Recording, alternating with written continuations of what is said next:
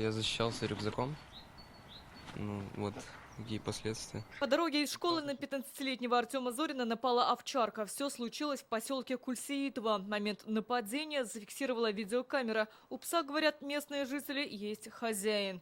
Мне это уже знакомо. Она не раз уже на меня нападала.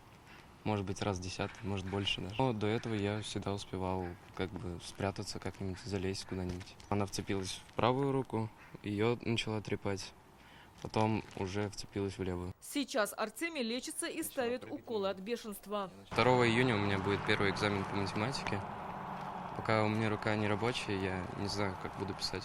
Я неоднократно звонила в Отлов.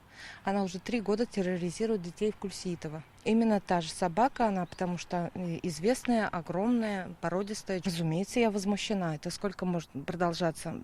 По словам местных жителей, хозяйка напавшей собаки проживает вот в этом доме. Слышите, лают сразу несколько собак.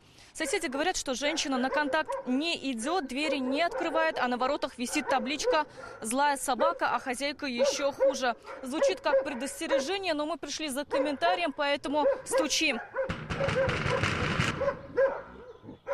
Дверь нам никто не открыл. В мэрии Казани сообщили, у напавшей овчарки есть негласный опекун. Она пообещала увезти собаку на передержку в Лаишевский район. Ситуацию под контроль взяли следователи. Возбуждено уголовное дело сразу по 2 статьям. За последние 5 лет жалобы от населения сократились почти наполовину. Если в 2021 году было под 7 тысяч, то в прошлом около 4.